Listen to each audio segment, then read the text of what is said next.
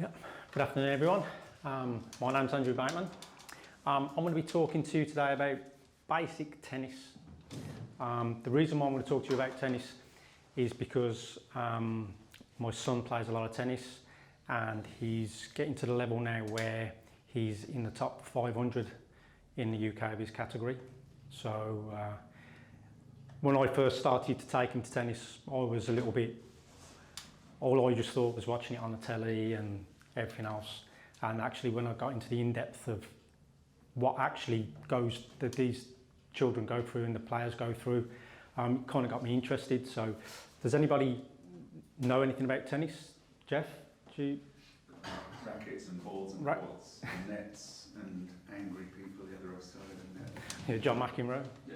Yeah? Yeah, I've played tennis, but not very well. Damien? Tried to play tennis, don't play it right or not, but yeah, ball. Yeah. Just what I've seen on the TV. Just what you've seen on the telly. Tim? Yeah, just kind of light-hearted playing after rally, but not particularly competitive. Yeah. Jake? Yeah, same. I mean, I do try and actually play as much as I can, but it's like trying to get anybody to play anything these days, isn't it? It's not like you just go down the park and have a kick around like you could when you were little. So yeah, it's very. Once every 6 months or something, someone will have a little muck around with me, but Yeah, it can be. Good. Yeah, it can be an individual sport. One thing that I was shocked to find out, if you turn over on the page of the booklet, there are actually 4 types of tennis ball, and these are used for the development stages, for players' development. As you can see, we've got a red ball, which is 75% slower than the professional yellow ball. We've then got an orange ball, which is 50% slower than the professional yellow ball. And then we have a green ball, which is 25% slower. And then we have obviously the ball the professionals use and every club player use, or you can buy in a shop, which is 100% bounce. In order to go through your rankings and to become a professional player, you go through the rankings of the ball. You start off on a red ball, you then go to an orange ball, you then go to a green ball, and then you play onto a yellow ball. The reason for this is because tennis can be a hard game from the beginning, and to run around a court is harder than you actually think. So when you use a red ball, it's easier to move around the court because the ball is a lot slower. So it enables the children or the player to keep engaged with the sport rather than get disheartened that they can't keep up with it. So they're the training aids which are used to progress your development and move on. Yeah, that was squash balls as well, Squash balls are slightly different. Yeah, the better you are, you want a slower ball because it gets you to move around the court quicker. So the yellow balls in tennis are the stronger balls, the more bouncy, and they will make you run around the court a lot more quicker and get you to react a little bit better. So on the second page, you've got some grips. Many people wouldn't know the difference between the tennis grips. People just seem to think that they pick up a racket and that's good enough for them. So a little bit of a thing. There's no right or wrong way of gripping a tennis racket.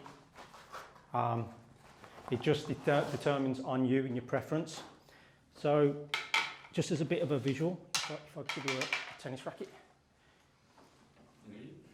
I'll show you how to determine what style of grip you would use. So as you can see in the handout there, if you hold the racket out in front of you, so the racket is pointing up towards the air, so it's pointing up into the air, yeah?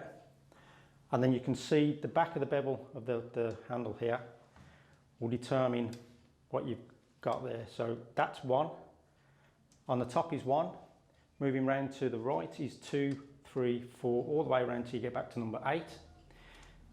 Can you see that? Yeah. Yep. So where your index finger and the palm of your hand is on the racket determines what kind of grip you would hold. So let's have a look at you, Jeff. So if you put your hand there, so the palm of your racket is on the, is it 4? Yeah. And then you've got 3, so you're coming on here as a semi-western grip. Mhm. Yep. Mhm. And you, Damien? Again, yeah, you've got the same as Jeff. So you've got a semi-western grip. You're slightly more, so you've got, what you got there? You're on the 5. So you've got a western grip there, Mark. Okay. Yeah. You're coming further around. So you've got an extreme eastern grip there, Tim. There's no different. There's no right or wrong in the grips, because as you play tennis, your grips change anyway. But this is just your primary grip that you have. So Jake, what have you got?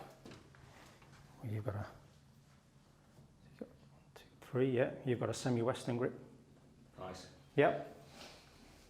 Okay, so that's just the basic knowledge of what kind of grip you have.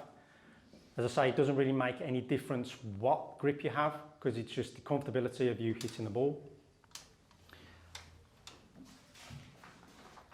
So, does anybody know what different kinds of court there are? If you turn over.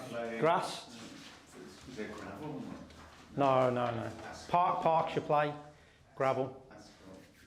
Yeah, you've typically got a hard court, a grass court, and a clay court. Does anybody know the difference in between the courts? The The speed of the court, yeah.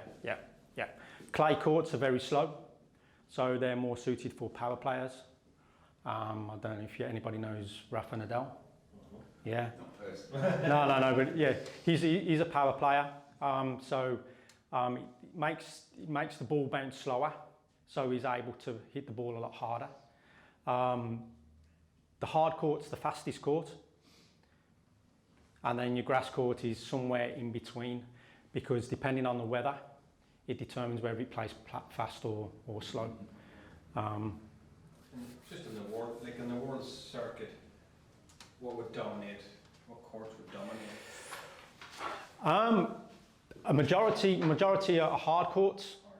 Yeah, a majority are hard courts. You get a lot of European courts are clay, because it suits the style of the European play. A lot of the grass courts are in the UK, because obviously it suits the style of the UK market. But a majority of the rest of the courts around the world are hard courts. You find in Middle East, Australian, Canada, America, will be all hard courts. So, yeah. Does everybody understand the difference between the courts and where they're used? How much of that is driven by weather? So we wouldn't have a grass court in Saudi Arabia, would you?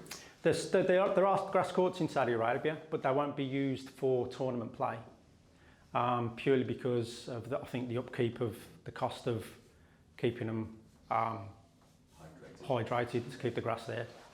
As you can see, when they play Wimbledon, the grasses are lovely and green at the first 2 weeks, and then after that they start to wear off. So imagine playing that in the Middle East, where the weather's going to be constantly warm and hot. Yeah, it would be no good having no grass courts down in the local park, because they just get need a lot of care and attention, I suppose, isn't it? Yeah. Yeah. So, does anybody know the layout of a court? The basic layout of a court? Do you know what they are? Yeah, kind of. You have top and bottom, where you have to hit the ball diagonal across. If it's singles, if the ball goes into the rectangles left and right, it's out. Yep. When you're serving, the ball has to bounce. When it crosses the net, it has to bounce the back box. It can't bounce in between the net and that first triangle box. Yes. Yeah. No, it has to bounce in the first box next to the Next net. to the net. Oh, is Yeah. it? Okay, it's upside around. Yeah. So on a tennis court, we have a baseline, which is the back line of the court. Okay. You then have your singles and doubles line, which is typically known as the tram lines you see running down the side of the court. Okay. Then you've got your service areas, which is what you was trying to describe, which is typically known as the T. As if you look, it looks like a big T. Yeah. So it's known as a T. And the area in between the T and the baseline, does anybody hazard a guess what that's called? Which bit, sorry? This one here. Hazard a guess. The baseline. Yeah, between the. Yeah, It's called no man's land. alright. Yeah, they reckon if you're there, you're no man's land, because you're too far away from the net and you're too far away from your baseline. So if you get caught there, basically they're trying to say you're in no man's land, and you're going to lose the point. So, how's everybody's ball control with a tennis ball? Is everybody okay? Really hit and miss, I'd say. Is your dog? Charlie's not going to be. Who knows? It's okay. He's a dog. Right. These are a green ball. So, what percentage slower? No, 25. 25% slower. Yeah. 25. So. What's this one then? It's a squeaky ball. So, if I give you all the ball, basically, yeah, what I want to do is just bounce the ball up in the air, try and keep control of the ball. Try and keep control of the ball. Okay, and when you feel comfortable enough, try and turn the racket over. So you're twisting the racket. Yeah, it's not as easy as it looks. Damien's got it.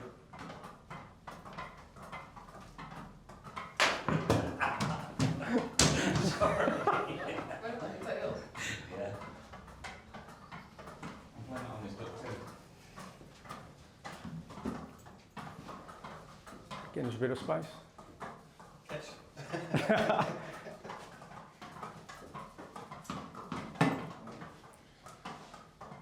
Now remember this is with a green ball, so it's 25% slower. If this was with a yellow ball, it would be 4 times harder. So You're going to be like Jake and I'll just keep the rackets, isn't it? Thinking that as well. Charlie wants the balls. Well, I think my racket was 15 quid from, what do you call it, Sports Direct. yeah. Okay, so stop. So yeah, you're showing good ball control there. It can be seen that it's not so easy to basically keep control of the ball. So recapping on what we've gone through, I think we're coming quite close. There is at the back of the handout there is a quiz, just a 3-question quiz, multiple choice. If you want to answer that, and then we'll go through the questions. Give you a couple of minutes to go through that.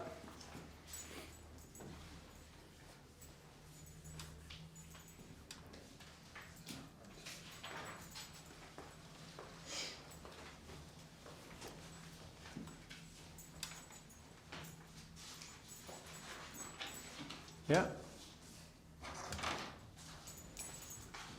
So the first question is, what colour ball is 50% slower? Orange. Is he right? Is that right? Yeah. I've got Yeah. orange, Yeah. You're right. The orange ball is 50% slower. Which court is mainly used in Canada? hard. Yeah, you agree with that? Yeah. Everyone agree with that? Yeah. A hard court is mainly used in Canada, the US, Australia, and the Middle East. So the third question is, what are the lines down the side of the court typically known as? Tram lines. Tram lines, everyone agree with that? Everyone happy with that? Yeah? Yeah. Yeah? Yeah, you're absolutely right. They're known as the tram lines. And as it clearly shows, they look like 2 tram lines running parallel to each other. So the objectives were to get an understanding of what kind of different tennis balls there were. Does everybody understand different kinds of tennis ball? Yeah. Yeah. 4 tops tennis ball, and they depleting bounce by 25% each time. The grips, does everybody understand the different style of grips that you could have? Yeah, Yeah, kind of, yeah. kind of. I wouldn't be able to tell you what yours was, but I understand the concept. Yeah, that's why the printout was put there, for you to Yeah. determine what it is. Well, I know what mine is now, at least. I know, Yeah. And does everybody know the court layout? Yeah. Yes. Happy with the court layout? Yeah. Yeah? Okay. Well, thank Very you. much.